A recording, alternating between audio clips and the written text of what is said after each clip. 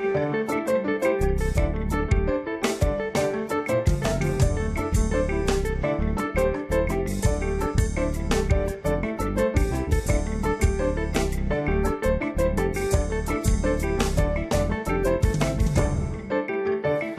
I'm Sami Zaidan. This is Counting the Costs on Al Jazeera, your weekly look at the world of business and economics. This week, running out of patience, Chinese home buyers are halting payments on unfinished projects. Will the property sector crumble? And how would that impact the economy? Also this week, Colombia has a new president and he wants to reset relations with neighboring Venezuela. What would that mean for bilateral trade? And Russia intends to pull out of the International Space Station after 2024. But can Moscow afford its own project? What does that mean for space exploration?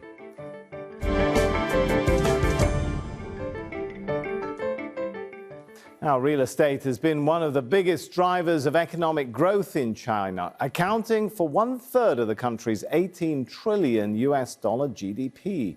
Well, it's not just the broad economy that relies on it. Households do too. Up to 70% of their wealth is tied up in the sector. But strict coronavirus restrictions and a debt crisis among developers have slowed down the property market and halted construction on thousands of projects. Home buyers are now, in short, frustrated. They're refusing to pay the mortgage on properties they've bought. The boycott involved more than 300 housing projects across more than 90 cities. It puts up to $350 billion of payments at risk.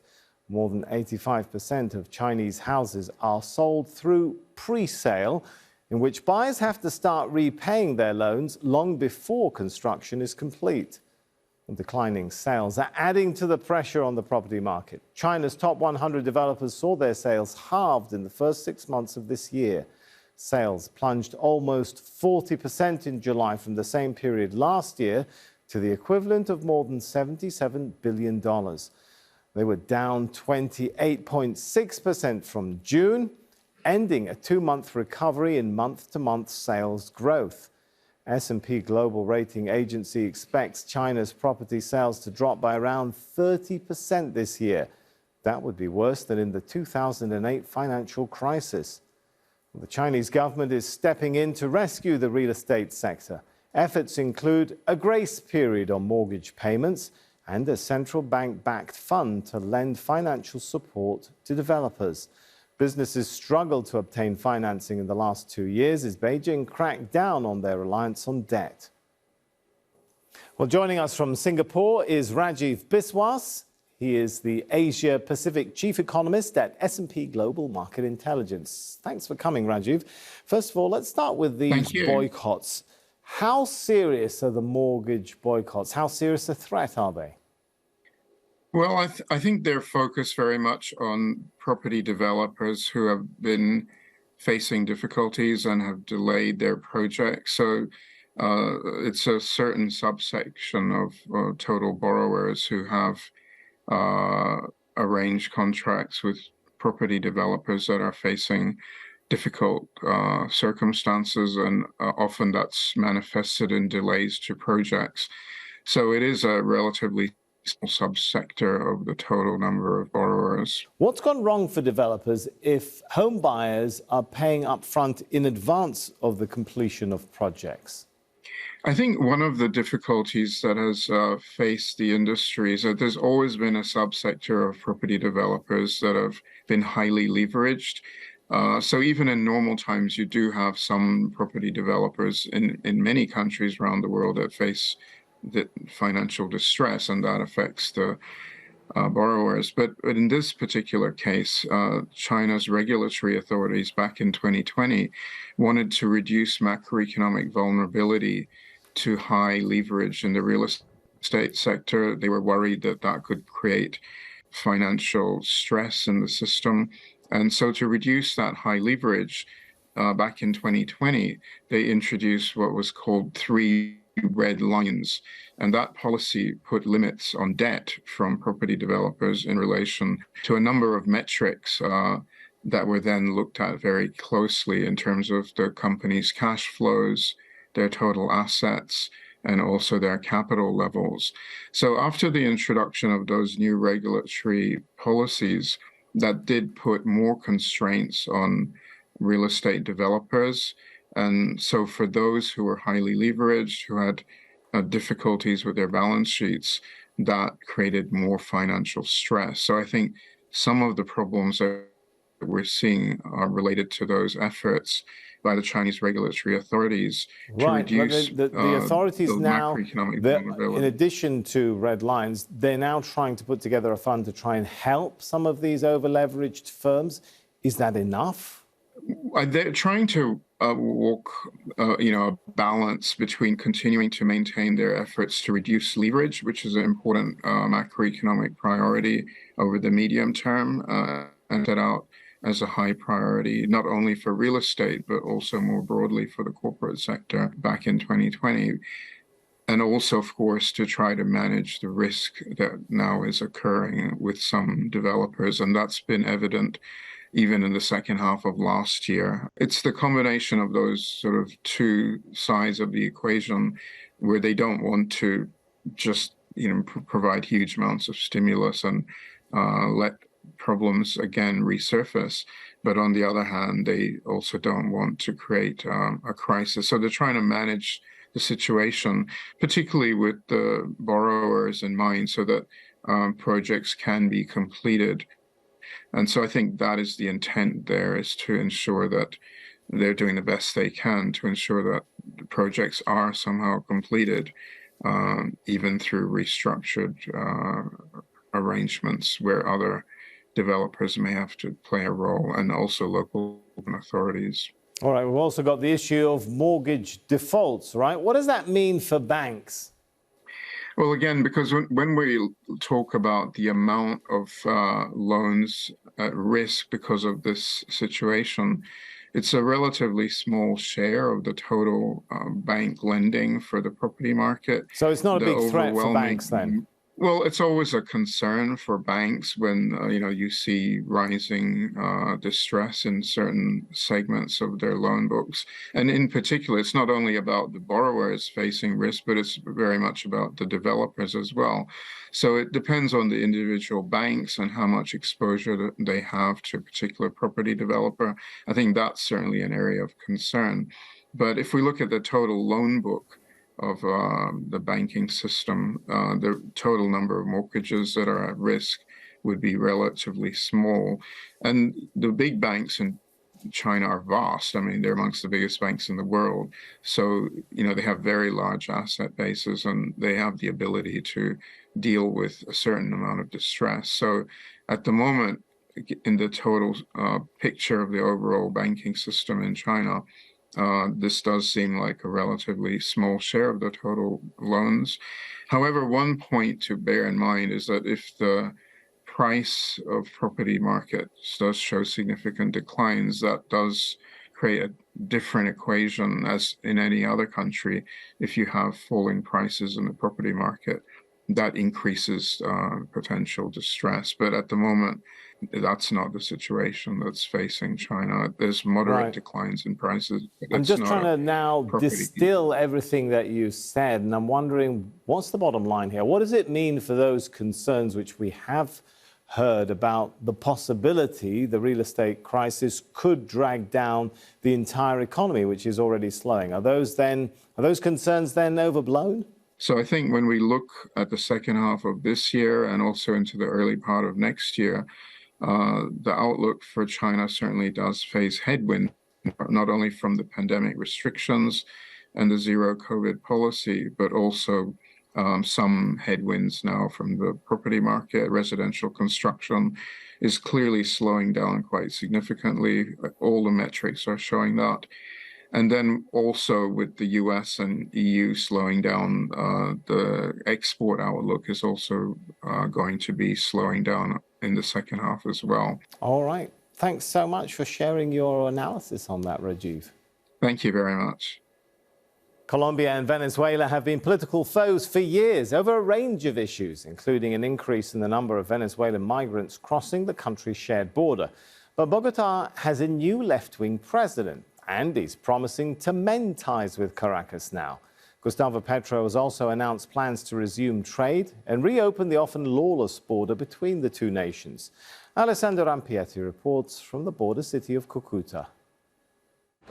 Carolina Moros, co-owner of a biodegradable detergent company in Cucuta, proudly shows off her cleaning products. But what she's missing these days are clients. Economic hardships meant she had to let go of 21 of her 23 employees. She says only the resumption of trade with Venezuela will save her. It is of extreme importance, if not vital for us. I think this could offer us a lifeline.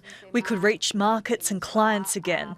It's a big opportunity and we need to take advantage of it. The border between Colombia and Venezuela has been closed to all but pedestrians since 2015. The neighbors severed relations 3 years ago. Now leftist President Gustavo Petro is promising to normalize ties and get goods moving again. Annual trade was worth more than $7 billion back in 2008. Last year it was just 155 million. Business leaders hope that will change quickly. We can regain the 120,000 jobs we lost in a short time, in just a year. And we think this is an historic opportunity. For logistics, geography, costs and agriculture, we could be the Venezuelan pantry for food and raw materials. We've been victims of political fights. Bitter divisions among political foes that left the region in tatters. This is the bridge of Tienditas, a state-of-the-art overpass with 3 lanes in each direction, warehouses, offices, and everything that's needed to facilitate trade between the two countries. It was completed back in 2016 at a cost of $36 million, but it has yet to enter into service. Years of closure have also led to an increase in crime. Venezuelan businesses have resorted to buying Colombian goods smuggled through illegal crossings, raising costs and empowering criminal gangs. Trade agent Sandra Guzman shows us the few supplies stuck in her warehouse waiting to cross legally. She says restoring trade will take time as rules need to be re-established. It will have to be very gradual because we need to regain confidence. Before 2019, we had between 12 and 15 licensed public warehouses for international commerce and a duty-free zone. Today, we have none, 0. But one thing everyone here agrees is that reopening the border is the first step to providing opportunities for both sides. Alessandro Rampietti, Al Jazeera, Cucuta. Right, joining us from Sharjah in the UAE is Jairo Lugo Ocando. He's the Dean of the College of Communication at the University of Sharjah and a Latin America analyst. Good to have you with us. So, Jairo, reopening the border, of course, that's good news for people on both sides. But how easy is it going to be to get around some of the challenges to trade? And I'm talking procedural challenges and security issues and so on. It's going to be a big challenge for both sides. On the one hand, of course, Venezuela's economy, although has somehow recovered a bit, is still in free fall. Most people hardly make ends meet, and the country has a really hard time getting hard currency to pay off imports. And on the other side, Colombia has an issue with security. A lot of the guerrilla groups, the dissident FARC and the ELN, operate widely on the borders in between Colombia and Venezuela, both in the north through the Guajira region, as well as in the south in Cucuta. And so the guarantees that each government can give will be limited to their own ability to act on those very structural issues, which in both cases have been very difficult to deal with. How much do you think opening the border will be worth in terms of an increase in trade value?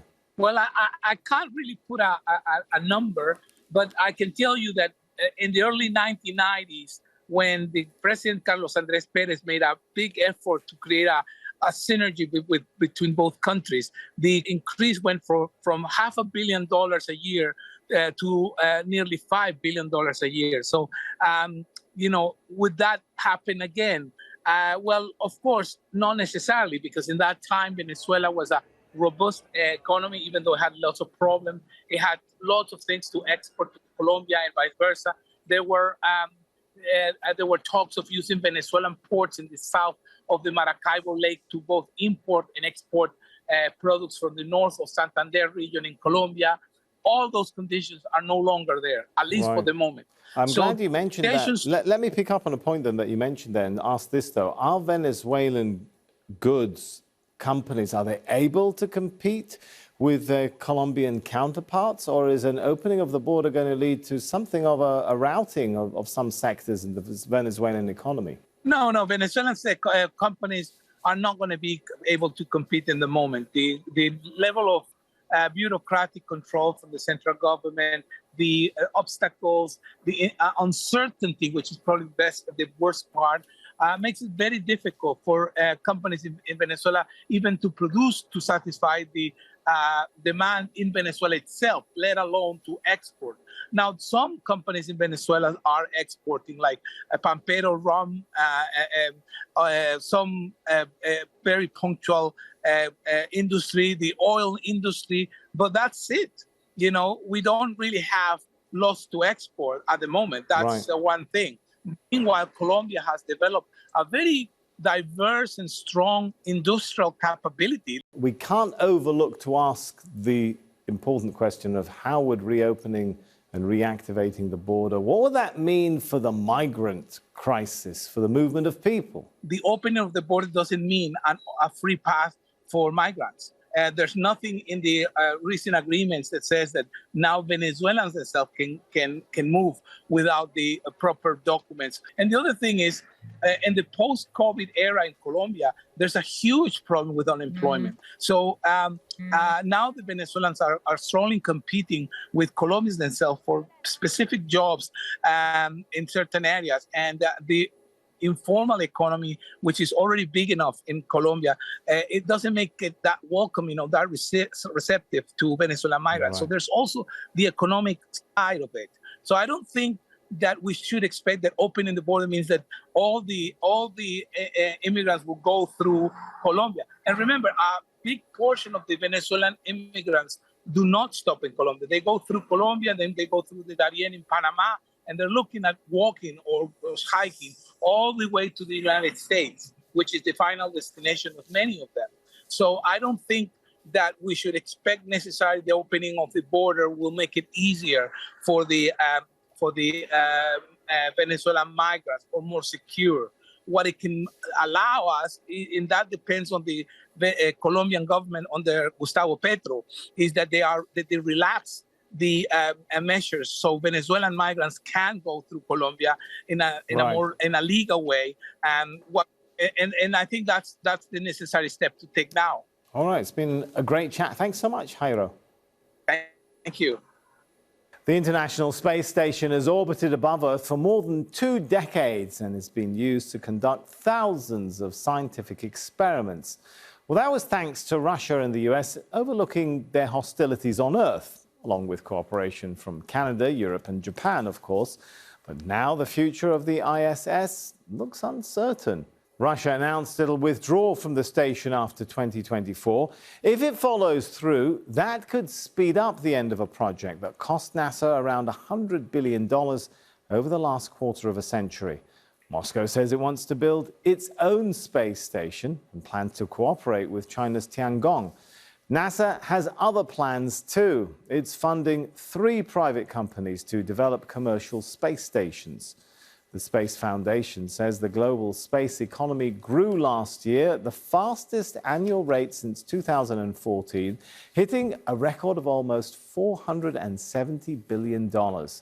Total output by the world's governments and corporations in the fields of rockets, satellites and others expanded by 9% year over year. The US remains the biggest spender with a $60 billion space budget. That's almost quadruple China's space cash, which is the next largest spender. Private space investment has seen a slowdown this year, but at least 90% of more than 1,000 spacecraft launched in 2022 have been backed by commercial firms. Well, joining us from Strasbourg in France is Claude Rousseau. He's the research director at Northern Sky Research. Good to have you with us. So first of all, is Russia really going to pull out of the International Space Station? Well, at this point, it's still a big question. Apparently, it has not been confirmed. There were mentions in the press that they would do so, and I believe that's probably a direct retaliation of the American position versus Russia in the current war in Ukraine. What would it mean for the ISS if Russia does pull out? Can NASA continue to operate on its own? Well, on a technical basis, they would need to find a propulsion module to replace the Russian modules that would be no longer operated. They could probably keep the Russian modules, that means probably buy them, or they could find a commercial solution of their own. But that would have to be before 2030, which means another 8 years or 6 years, depending if the Russians pull out in 2024. So it is technically difficult. Now, politically, will that be done by the other member states of the ISS? We don't know about that. Now, Russia says it wants to build its own space station. Does it have the money for that? At least that's what's been reported. Right now, it's probably using a lot of its funds to go towards the war in Ukraine. Building a space station is not a very small capital expenditure. It's a very big capital expenditures. They've done it in the past. Technically, they can certainly do it. Now, what will be happening for them is, will they be able to divert money from the war effort to building a space station and rather quickly to replace their current capabilities? That remains to be seen. The ISS was going to retire anyway by 2030, wasn't it? What does the future of space exploration look like? How might it evolve with so many different plans on the table? Well, actually, this is good news that there are so many plans. As you probably know, China also has a space station that it's building now. If the Russians go on their own, there'll be another space station. And the partners of the current space station have said they all want to continue having some capabilities up in orbit. Why would it be a good news if there's so many different separate efforts instead of a joint one?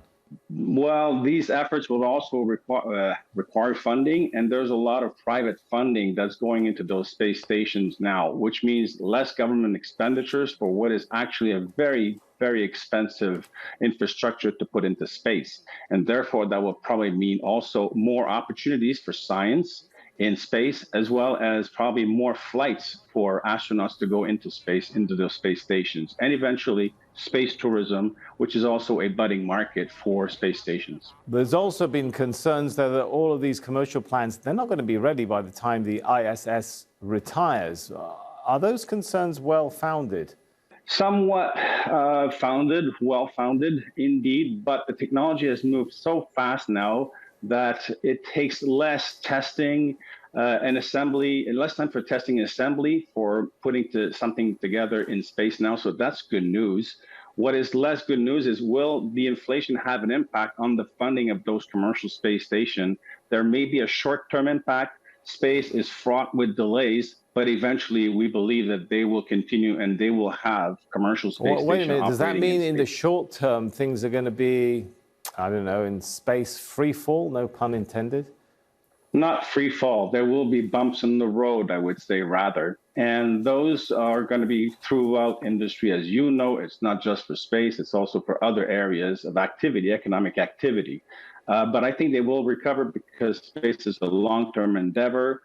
And we've seen in the past that the government has helped that through either subsidies or funding or enabling technologies. And we believe that that's going to help them actually get over those bumps in the road.